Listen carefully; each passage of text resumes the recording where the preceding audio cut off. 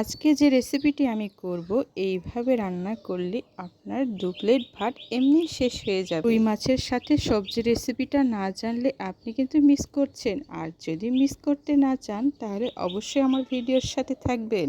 বাজার থেকে এতগুলো সবজি নিয়ে আসছে, আমি তো যে আশ্চর্য এতগুলো সবজি আজকে নিয়ে আসছে। সেগুলোর উপর যখন বাজারে কিনতে হচ্ছিল তখন পানি দিয়ে ছিটিয়ে ছিটিয়ে বিক্রি করছিল, যার কারণে আমি বাইরে সবজিগুলো সবগুলো বের করলাম।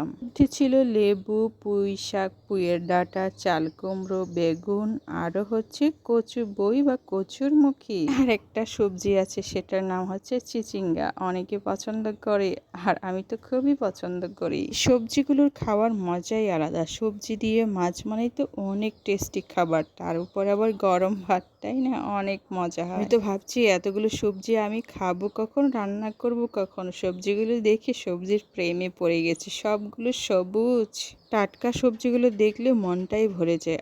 অনেক সবজি, কচু বইগুলো একবারে টাটকা, জমি থেকে তুলে নিয়ে এসে বিক্রি করতে এসেছিল। এতগুলো সবজি এখন আমি গুছিয়ে পরিষ্কার করে রেখে দেব, পরবর্তীতে রান্নার উপযোগী করে নেব আমার প্রয়োজন মতো করে। আমি ভালো করে একটা নির্দিষ্ট স্থানে রেখে দিয়েছি আর এদিকে চুলোয় রান্নাটাও চড়িয়ে দিয়েছি। সবজিগুলো রেডি করার পর মাছটা আমার ভাজাটাও প্রায় শেষের দিকে, লাল লাল হলুদ। মাছগুলো ভাজা হয়ে গেলে একটা নির্দিষ্ট পরিষ্কার বাটিতে আমি সবগুলো মাছ উঠিয়ে নেব, কারণ মাছগুলো আমার অনেক সুন্দর ভাজা হয়েছে আজকে। সবকিছু মাছ ভাজা হয়ে গেলে আমি আমার কড়াইয়ের ময়লাগুলো ভালো করে পরিষ্কার করে নিয়েছি আর হালকা একটু তেলও ঢেলে দিয়েছি। এইবার পেঁয়াজটাও ছেড়ে দিয়েছি। এটা আজকে খুবই চমৎকার আর মজাদার হবে। গ্রামের বাড়িতে আমার দাদি নানিরা আর হচ্ছে আমার মারাও ঠিক এইভাবেই রান্না করে, খুবই মজা করে সবজির সাথে রুই মাছ। গ্রামের বাড়িতে আমার নানি আর মারা ঠিক এইভাবেই রান্না করতো, সবজি দিয়ে রুই মাছ। খুবই খেতে সুস্বাদু আর টেস্টি, আর গরম ভাতের সাথে তো কথাই নেই। রান্নার কথা এখনো মনে পড়ে, কি সুন্দর গরম ধোয়া ওঠানো ভাতের সাথে এই সবজির রান্না মাছের সাথে খুব জোশ লাগে খেতে। আমার মনে এখনো সেই টেস্ট আর তরকারির গন্ধ, স্বাদের গন্ধ এখনো লেগে আছে। ছোটবেলায় সেই নানিদের হাতে, মায়ের হাতে রান্না এতটাই টেস্টি ছিল, আজও মনে পড়ে, এখনো মুখে স্বাদ লেগে আছে। ওদের মতো করে রান্না করার চেষ্টা করছি আমিও। আমার রান্না ওদের থেকেও টেস্টি হবে, কারণ আমি ওদের। ঘন করে মশলা কষানো আমার প্রায় হয়ে গেছে, পানিটাও ঢেলে দিয়েছি। তারপর আমি দিয়ে দিলাম কাঁঠালের বিচি। একটু কাঁঠালের বিচি আমি অ্যাড করেছি আমার রান্নায়। বছরের প্রথম সিজনে আমি কাঁঠালও খেয়েছি প্রথম, এইবার প্রথম রান্না করছি সবজির সাথে মিক্স। আসলে সবজির সাথে মিক্স করে কাঁঠালের বিচি খুবই টেস্টি লাগে। কাঁঠালের বিচি আমার কাছে খুবই ভালো লাগে। আমার এতটাই টেস্ট লাগে যে আমি কাঁঠালের বিচি সব তরকারিতে দিতে পারি, এমনকি মাংস বলেন, সবজি বলেন, তারপর ভর্তা বলে আরেকটা কিছু আছে। আমার মশলা কষানো ঘন হয়ে এসছে, এখন আমি আমার ধুয়ে রাখা সবজিগুলো দিয়ে দিলাম। আজকে কি কি সবজি আমি অ্যাড করেছি সেটাই বলি। এর ডাঁটা, বেগুন, কচুবুই, কাঁঠালের বিচি, আলু দেইনি আজকে, আলু বাদ পড়ে গেছে। আলুটা না দিলেই চলবে, কারণ আমি অনেকগুলো সবজি ইতিমধ্যে অ্যাড করে ফেলেছি। রুই মাছের সাথে এমন কম্বিনেশন আসলে খুবই অসাধারণ লাগে, খেতেও খুব টেস্ট হয়। সবজিগুলোর টেস্ট আর মশলা রান্নাতে এমন একটি টিপস আর ট্রিক্স দিব, বন্ধুদের খুবই ভালো লাগবে। আমি কি করি আমার রান্নার টেস্ট বাড়ানোর জন্য, এইগুলো আমি বলবো ভিডিওর লাস্টে। সবজিগুলো এখন আমি ভালো করে মশলার সাথে কষা কষা করে নেব। কষা কষা করতে আমি এখন একটু নেড়ে চেড়ে নেব মশলাগুলোর সাথে সবজি একসাথে। এর ডাঁটাগুলো অনেক মোটা মোটা ছিল, দেখতে খুবই ভালো লাগছে। আমার টুনটুনি খুবই খাবে আজকে। আর পুয়ের ডাঁটা এত লম্বা রাখার নিয়মটা হচ্ছে ওর জন্য শুধু।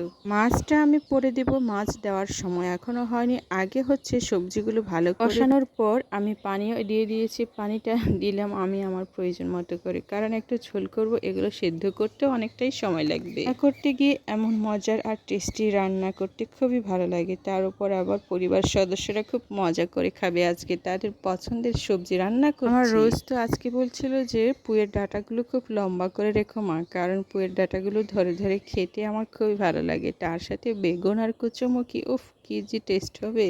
ওর মুখে দারুণ টেস্টের কথা শুনতে খুবই ভালো লাগছে, কারণ আমি তো তার জন্য রান্নাই করছি এত মজা করে। সব সময় ওদের জন্যই রান্না করি। 3-4 বার হয়ে যায় ওদের জন্য চুলোর পাড়ে দাঁড়িয়ে দাঁড়িয়ে কিংবা বসে আমি ওদের জন্যই রান্না করি, শুধু ওদের জন্য। আমার প্রিয় দর্শকরা যদি পছন্দ করে এই ধরনের রান্না অবশ্যই জানাবেন। আর আপনাদের জন্য থাকবে এমন মজাদার রেসিপি, আরও অনেক অনেক রেসিপি থাকবে যদি আপনারা বলেন আপনাদের পছন্দ মতো রান্না করতে। যেটি ইতিপূর্বে আমি মাছটাও দিয়ে দিয়েছি, কারণ আমি কষিয়ে ফেলেছি অনেকক্ষণ। এই মাছটা দেওয়াতে আমার তরকারির ঝোলটা খেতে খুবই মজাদার হবে। এবার ঢাকনাটা খোলার পরে দেখলাম কি সুন্দর ঝোলটা ঘন হয়ে আসছে, আর আমার মাছটাও একটাও ভাঙেনি, কারণ আমি খুব ধীরে সুস্থে এটা নাড়াচাড়া করব চামচ দিয়ে। এখন আমি দেখতে পাচ্ছি আমার রান্নার কালার আর খুব সুন্দর হয়েছে, আর টেস্টটাও কতটুকু কি হয়েছে সেটা এখন আমি টেস্ট করব বাটিতে সামান্য ঝোল আর একটু টুকরো সবজি নিয়ে।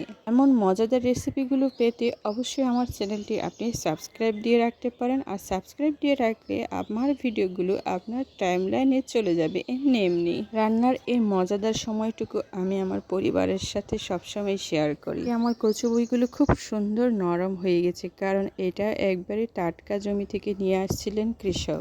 গিয়ে যখন দেখা হয়েছে যে এতগুলো টাটকা সবজি, তখনই চট করে বাচ্চার বাবা এগুলো নিয়ে আসছে। আজকে মজা করে রান্না করে খাবে পরিবারের সাথে। আমিও দেরি না করে ওদের পছন্দ মতো সবকিছু রেডি করে তারপর এই মাখা মাখা ঝোল, ঘন ঝোলের তরকারি রান্না করে দিলাম। এখন আমি যে টিপস আর ট্রিক্সটা দিতে চেয়েছিলাম সেগুলো হচ্ছে আমি আমার তরকারিতে কি ধরনের মশলা ব্যবহার করি আর কি ধরনের সবজি ব্যবহার করেছি।